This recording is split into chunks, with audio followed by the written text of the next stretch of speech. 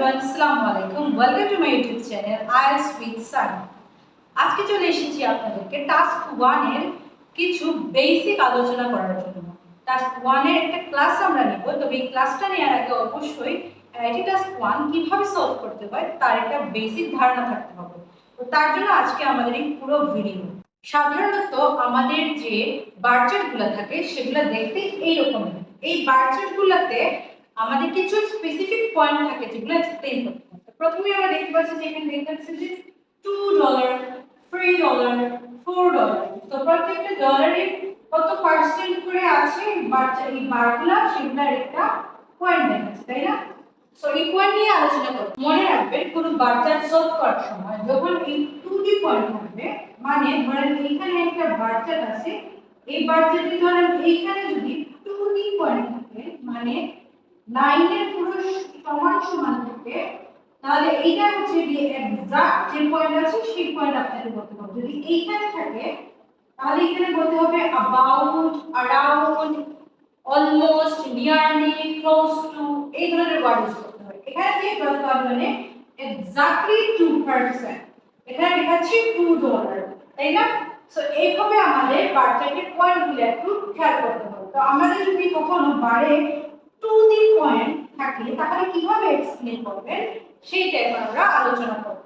এখন আমরা দেখে নেব বার চার্ট কিভাবে সলভ করতে হয়। তো বার চার্টে এখানে দেখতে পাচ্ছি যে প্রাইস অফ গ্যাস, মানে গ্যাসের একটা প্রাইস রেঞ্জ দেওয়া আছে, এগুলো আমরা এক্সপ্লেইন করব যে কত ডলার করে খরচ হয়েছে বা কত ডলার করে বিভিন্ন ক্যাটাগরিতে খরচ হয়েছে।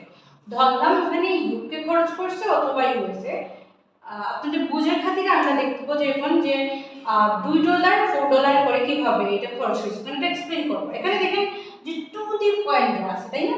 আর এখানে দেখেন 2D পয়েন্ট এখানে $4 দেওয়া আছে, এটা এখানে এক্সাক্ট কত সেটা আপনারা জানেন না। সেখানে আপনি অলমোস্ট $3 আপনি এক্সপ্লেইন করার সময় এটাকে অলমোস্ট $3 বলতে পারেন, বাট এটা কিন্তু এক্স্যাক্টলি আছে, তাই না? 2D পয়েন্ট আছে। তো আমরা এখন দেখে নেব কিভাবে এই ব্যাপারটাকে আলোচনা করতে হয়। আমরা স্টার্ট করব, এইটা বলে যে the price of gas stood at, দাঁড়ায় যে কোথা থেকে দাঁড়ায় at $3, sorry the price of gas stood at মানে হচ্ছে এখান থেকে দাঁড়ায় যে কত দাঁড়ায় $2, তাই না? at $2 আমরা দেখতে পাচ্ছি যে $2 থেকে আমাদের গ্যাসের প্রাইসটা স্টার্ট হয়েছে, তাই না? ধরেন এখানে দেখাচ্ছে যে 10%, ধরলাম যে আমাদের সল্ট 10% খরচ করা হয়েছে, যে 10% এর এখানে ধরলাম 20%, তাই না? তো তাহলে এটা কিভাবে বলবেন? এটাও তো এক্সাক্ট পয়েন্ট, তাই না? তাহলে আমরা বলতে পারি ধরেন এইটার ইয়ার দেওয়া আছে যে 2004 সালে সল্টের প্রাইস, সল্ট 10% খরচ হয়েছে। তাহলে আমরা এখন যাব in 2004, আমরা আমাদের ভ্যারিয়েশন মানে সেন্টেন্স ভ্যারিয়েশন, বিভিন্ন ভ্যারিয়েশন কি আছে সেটা দেখা যায়।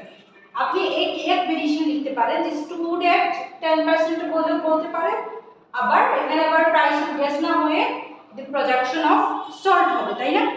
তাহলে in 2004 সেটা সল্ট হবে। ওকে, in 2004 the projection of salt অথবা the projection of in 2004 the projection of salt অথবা the salt accounted for, আমরা এইভাবেও বলতে পারি। তো আমরা এখানে বলবো the salt accounted for। একটু ভালো ওয়ার্ড যদি ইউজ না করেন তাহলে কিন্তু মার্ক পাওয়া যায় না। the salt accounted for 10%, কত?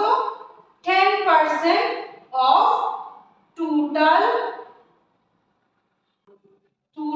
exports, টোটাল এক্সপোর্টসে 10% আমাদের ইনভেস্ট করা হয়েছে, তাই না? 10% আমাদের সল্টের জন্য ইনভেস্ট হয়েছে।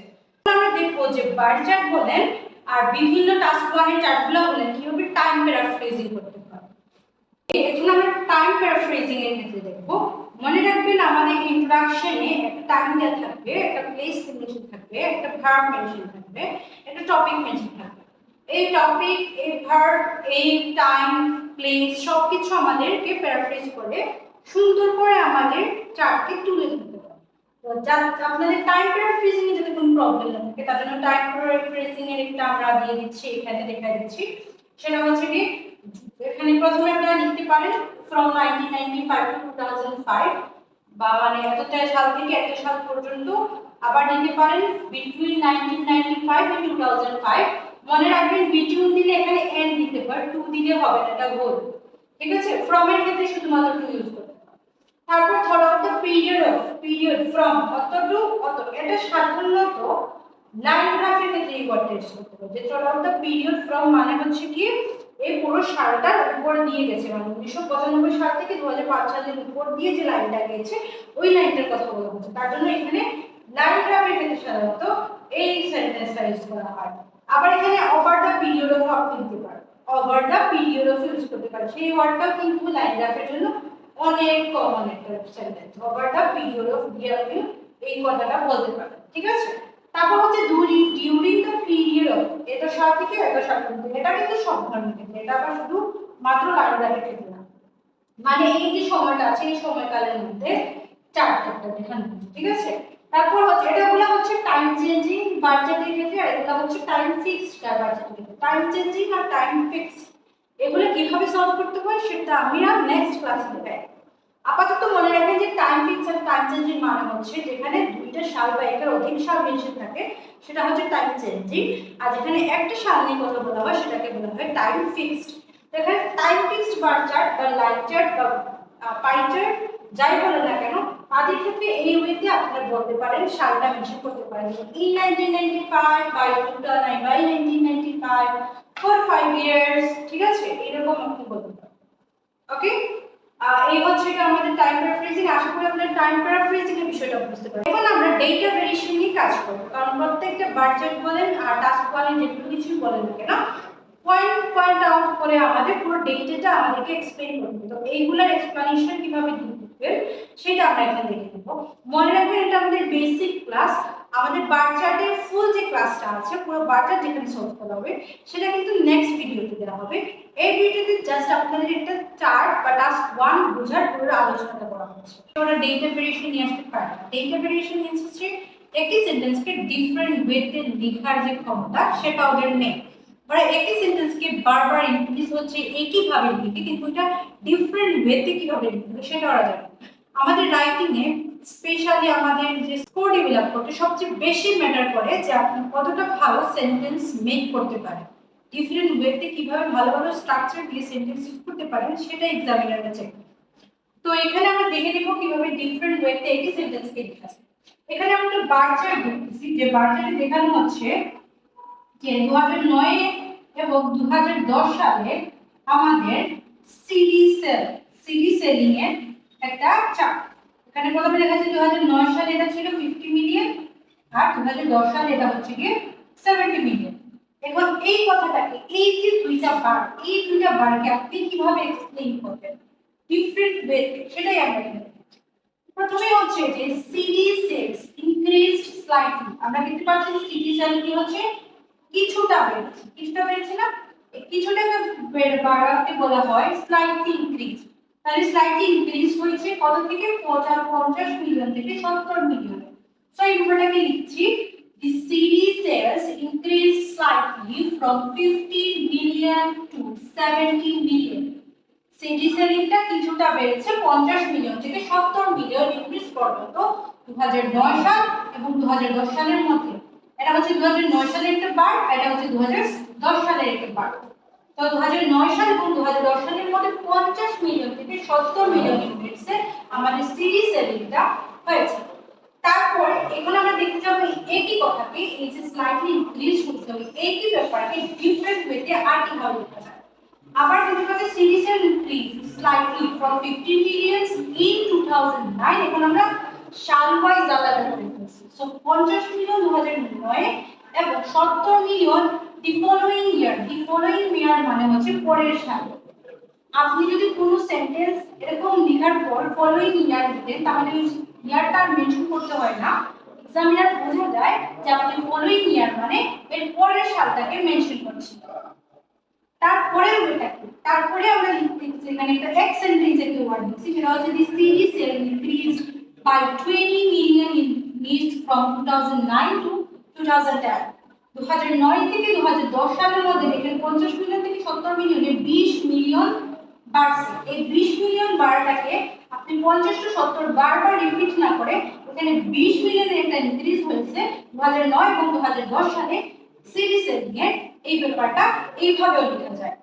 এখন আসছি যে আমাদের ডিউরিং দ্য পিরিয়ড, এইটা সময় ডিউরিং দ্য পিরিয়ড মানে ওই চলাকালীন সময়, কোন চলাকালীন সময় 2009 থেকে 2010 সালে যে সময়কাল ছিল ওই সময় কি হচ্ছে এখানে যে স্লাইটলি ইনক্রিজ স্লাইটলি ফ্রম এরকম লিখছি না, তাহলে ওই ব্যাপারটা লিখতেছি যে ওইখানে দেয়ার ওয়াজ আ ইনক্রিজ, মানে আমাদের লেখার স্টাইলটা চেঞ্জ করে দিচ্ছি। দেয়ার ওয়াজ আ ইনক্রিজ ইন সিডি সেলিং এ এখানে একটা ইনক্রিজ ছিল, সেটা 50 মিলিয়ন থেকে 70 million, from 15 million to 70 million during the period from ওই সাল থেকে অত সাল পর্যন্ত there was a increase. Okay, so পরের স্ট্রাকচারটা দেখে নেই। the CD cell witnessed experienced faced এই ব্যাপারটা আমরা লিখতে পারি, এটা হচ্ছে কি phrasal verb। CD cells witnessed an increase between 2009 and 2010 from 15 million to 70 million. CD sale weakness face করেছে একটা ইনক্রিজ, এখানে কত ইনক্রিজ 2009 এবং 2010 সালের মধ্যে 50 মিলিয়ন থেকে 70 মিলিয়ন হয়েছে। মানে একই ডেটাকে আমরা ডিফারেন্ট ওয়েতে এক্সপ্লেনেশন করে দিলাম, এইটাকে বলা হয় ডেটা ভ্যারিয়েশন। আমরা যদি আমাদের আইএলটিএস রাইটিং ক্লাস 1 এ স্কোর ইমপ্রুভ করতে চাই, এইটা হচ্ছে সবচেয়ে ভালো মেথড। আপনি ডিফারেন্ট সেন্টেন্স স্ট্রাকচার অ্যাপ্লাই করে ভালো স্কোর আসতে পারবেন। সো এখন আমরা কম্পারিজন ল্যাঙ্গুয়েজ দেখব। আমরা একটা সময় ডিফারেন্ট ডেটা ভ্যারিয়েশন ইউজ করে আমরা দেখেছিলাম যে কিভাবে আপনারা সেন্টেন্স স্ট্রাকচারগুলো লিখবেন, এবং ডেটা ভ্যারিয়েশন দেখার পর এখন আমরা দেখব যে কম্পারিজন। যেহেতু 2010 সালে আমাদের সিডি সেলিং রেটটা বেশি ছিল এবং 2009 সালে আমাদের সিডি সেলিং রেটটা কম ছিল, তাই এখানে আমাদের একটা ডিফারেন্ট আছে। ওই ডিফারেন্টটা এখন আমরা তুলে ধরব। সিডি সেলিং রেটটা কিভাবে প্রাইসটা আপ ডাউন করতেছে সেটা একটা কম্পিটিশন। অবশ্যই আপনারা তো বারবার স্লাইটলি ইনক্রিজ স্লাইটলি ডিক্রিজ এই ব্যাপারটা তো বারবার লিখতে পারবে না। ডেফিনেটলি আপনাদের সাথে অন্য স্ট্রাকচারও দেওয়া থাকবে, এখানে সিডি 2009 10 না 2012 তেও তো থাকতে পারে। তো সেক্ষেত্রে 12 তোমারটা যে কম্পারিজনটা আপনাদেরকে তো অবশ্যই দেখাতে হবে, সেই ক্ষেত্রে কিভাবে লিখতে পারেন তার একটা ডেমো আমরা এখানে দেখাচ্ছি। সো আমরা আগের যে পার্টটা আমরা যেটা দেখছি এখানে 2010 সালে কি ছিল বেশি ছিল আর 2009 সালে আমাদের কম ছিল, ওই কম্পারিজনটা আমরা দেখাচ্ছি। হিসাবে আমরা যদি এটাকে বলি তাহলে কিভাবে হবে, প্রথমে দেখতে পাচ্ছি আমরা লিখতে পাচ্ছি এখানে CD sales was most popular in 2010। CD সেলটা কোথায় সবচেয়ে বেশি ছিল আমরা দেখেছি, সবচেয়ে পপুলার ছিল 2010 সালে। তাই এখানে লিখে নিলাম CD sale was most popular in 2010। আচ্ছা, এইটা একটা ওয়েতে লিখলাম, তারপর আরেকটা ওয়েতে লিখা আছে সেটা হচ্ছে কি CD sales was more popular in 2010 than 2009। 2009 সালের তুলনায় 2010 সালে আমাদের সিডি সেলিং রেটটা বেশি ছিল। তারপর হচ্ছে কি CD sold more in 2010 instead of 2009। সিডিটা সোল্ড করা হয়েছিল বেশিরভাগ কোথায় 2010 সালে, ইনস্টেড অফ মিন্স কি পরিবর্তে 2009 সালের পরিবর্তে বেশি সেল করা হয়েছিল 2010 সালে। আগে বলছিলাম সবচেয়ে পপুলার ছিল 2010 সালে, এখানে 2009 এর কোনো তুলনা দেইনি। তারপর বলছি যে সবচেয়ে পপুলার ছিল 2010 সালে, তারপর 2009 সালে, আর এখন বলছি যে 2009 সালের পরিবর্তে 2010 সালে বেশি সেল করা হয়েছিল। মানে একই কথাকে আপনি ডিফারেন্ট ল্যাঙ্গুয়েজে কিভাবে লিখতে পারবেন। তারপর আরেকটা ওয়ে হচ্ছে a higher amount of series sold, সবচেয়ে বেশিরভাগ অ্যামাউন্ট যে সিরিজ সোল্ড করা হয়েছিল সেটা কত সালে 2010 সালে দেন 2009। তারপর the number of CD sales were considerably higher, যে নাম্বার যে তো পরিমাণ সিডি সেল করা হয়েছিল সেটা সবচেয়ে হায়ার ছিল, very high considerably higher সবচেয়ে বেশি ছিল 2010 সালে compared with 2009। মানে হচ্ছে 2009 সালের সাথে যদি আমরা এটাকে তুলনা করি তাহলে সবচেয়ে বেশি হায়ার ছিল 2010 সালে। এতক্ষণ তো আপনারা আগে দেখছিলেন ডেটা ভ্যারিয়েশন কিভাবে ইনক্রিজ ডিক্রিজ দিয়ে বিভিন্ন ক্ষেত্রে লিখেছে, এখন হচ্ছে কি কম্পারিজন আপনি কিভাবে করবেন। আশা করছি আপনারা বুঝতে পারতেছেন যে আপনাদের কিভাবে লিখলে আপনাদের ভালো স্কোর আসতে পারে। ওকে, সো এখন আমরা দেখব ভোকাবুলারি ভেরিয়েশন কিভাবে লিখতে হয়। সো ভোকাবুলারি ভেরিয়েশনের ক্ষেত্রে আমরা এখানে দেখছি যে ডাউনের জন্য কিছু ভোকাবুলারি আবার আপে যাওয়ার জন্য কিছু vocabulary মানে আমাদের আপ ডাউন করা যে জন্য ডিফারেন্ট vocabulary। সো আমরা ডাউন এর ডেক্লাইন ইউজ করতে পারি ডিক্রিজ, ড্রপ, ফল, গো ডাউন। সবচেয়ে নিচে যে পয়েন্টটা থাকবে একদম নিচে সব পয়েন্টগুলোর নিচে যে পয়েন্টটা থাকবে এটাকে বলা হয় ডিপ পয়েন্ট। আর সবচেয়ে উপরে বার চার্ট বা লাইন সবচেয়ে উপরে যে পয়েন্টটা থাকবে সেটাকে বলা হয় পিক পয়েন্ট। সো এখানে হচ্ছে ডাউন এর ক্ষেত্রে ডিপ পয়েন্ট ইউজ করতে পারেন, আবার রাইজ এর ক্ষেত্রে পিক পয়েন্ট ইউজ করতে পারেন। আবার এখানে ওয়ার্ডগুলো আছে climb, go up, grow, increase, jump, rise. এগুলো হচ্ছে আমাদের ভোকাবুলারি। আমি আশা করছি ভোকাবুলারি সম্পর্কে আপনারা আগে থেকেও জানতেন। তারপর আমি একটু এগুলো দেখানোর আগে একটা ক্লিয়ার ধারণা দিলাম। There was a slight rise in CD sales in 2010। কত এখানে 2010 সালে সিডি সেলসে কিছুটা বাড়ছিল সেটা দেখা যাচ্ছে। তো সেটা হচ্ছে in 2010 there was a slight rise। ওকে, তারপর এখানে এখন আগে ইয়ারটা পড়েছিল এবং ইয়ারটা সামনে নিয়ে আসলাম। The year 2010 saw a slight growth। rise এর পরিবর্তে ডিফারেন্ট ভোকাবুলারি ইউজ করতে সেটা হচ্ছে কি grow. The year 2010 saw a slight growth in CD sales। 2010 সালে সিডি সেলিং এর একটা কিছুটা গ্রো দেখা যাচ্ছে, তাই না? এখন আবার এখানে সিডি সেলটা পরে নিয়েছিলাম এবং সিডি সেলটা সামনে নিয়ে আসছি। CD sales experienced a slight increase in 2010। মানে আমরা চাইলে আপনি চাইলে টপিককে সামনে নিয়ে আসতে পারেন, অবজেক্টকে পিছনে আর অবজেক্টকে সামনে, মানে ইয়ার সামনে বা টপিক পেছনে, কিন্তু শুধু ভার্বটা তো ঠিক জায়গায় থাকে, স্লাইড ইনক্রিজ এটা তো ঠিক জায়গায় থাকে। চাই দেখেন আমরা এখানে সিডি এক্সপেরিয়েন্স লিখছি, ই 2010 পেছনে লিখছি, আগে 2010 সামনে ছিল, সেকশন পেছনে ছিল, আগে কি শুধু সাইডে সিডি সেটা দেখানো হয়েছিল, তাই না? মানে ডিফারেন্ট ভোকাবুলারি ইউজ করে কিভাবে ডিফারেন্ট ওয়েতে আপনারা লিখতে পারবেন। আমি আশা করছি আমার আজকের ক্লাস আপনাদের ভালো লেগেছে। আজকের ক্লাসে আমি পুরোপুরি রাইটিং টাস্ক 1 এর বেসিক ধারণা দিয়েছি। পরবর্তী ক্লাসে আমি রাইটিং টাস্ক 1 এর ফুল ক্লাস নেব। Thank you.